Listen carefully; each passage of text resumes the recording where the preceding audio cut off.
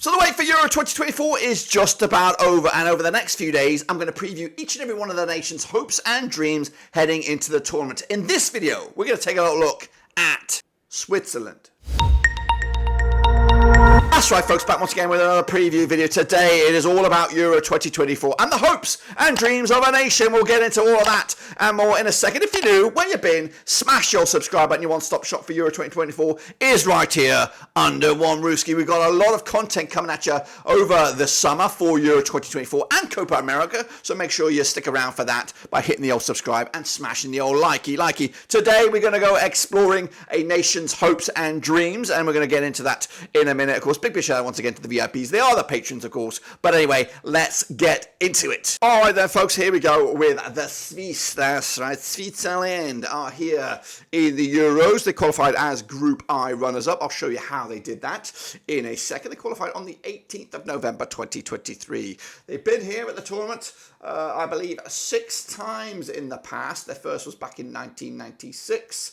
Their best ever performance, though, this is their 6th appearance, 5 in the past. 2020 was their best, which was the last one, Euro 2020, where they made the quarterfinals, and what a run it was to the quarterfinals as well. Currently ranked 19th in the FIFA rankings.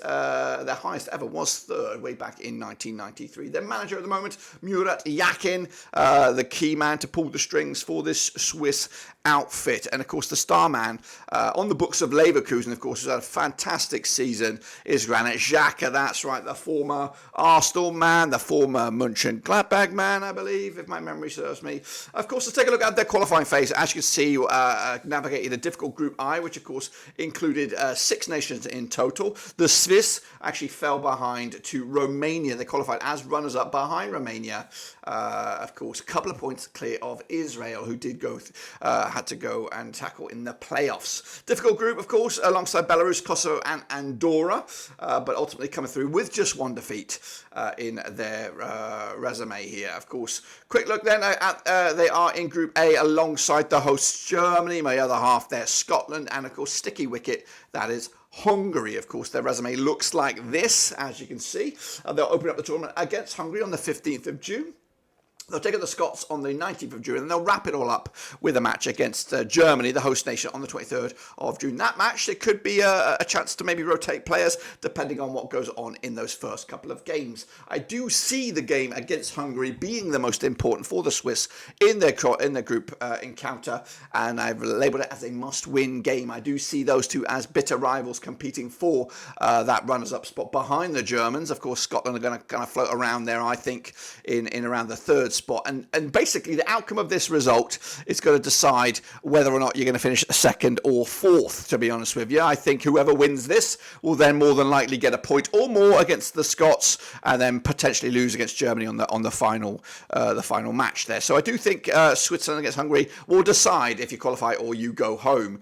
They are actually 11-2 to lift to win the group, and of course to qualify from the group 2-1, which means of course top 2 guarantees you a qualification spot. That 3rd spot, you're in the lottery with 6 other nations to see which are the best of that 6. 4 best will go through to that knockout stages to win the trophy. 66-1 the Swiss. Now, of course, we turn the clock back 2 full years in Euro 2020, and this Swiss side was pretty dominant without being too, without having too many star names. Of course, they've got a great goalkeeper in the ranks. They've got some hard-working individuals in midfield and in the back line there. But there's no superstar standout. If your star man is Granit Xhaka, it shows you what you're all about. You're a hard-working team, not a group of individuals. And I think these Swiss can cause some problems if they were to get out of this group and into the last 16. I do think they will get out of this group. Of course, the last 16 is like the Wild Wild West. You just don't know who you're going to get out there. You could, of course, and depending on where you fall in the top 3 rankings of this group, you could end up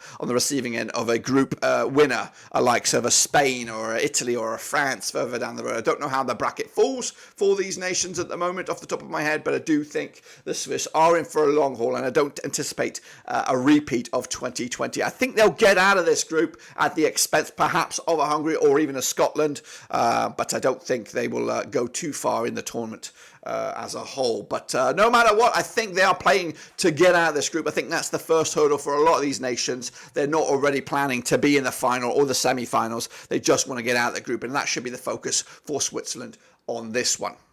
Well, there you have it, folks. There you bloody have it. Of course, the hopes and dreams of a nation. What do you expect this nation to do in the tournament out this summer? Will they get out of the group? Will they go the distance? Let me know your thoughts and opinions down below. Of course, make sure you, stick around to the channel. We've got plenty of content for Euro 2024 and Copa America this summer. So I want you to be well in tuned for that. But until then, guys, we're back tomorrow with some more content. Until then, subscribe, smash the like, and of course, we'll see you soon for the next one.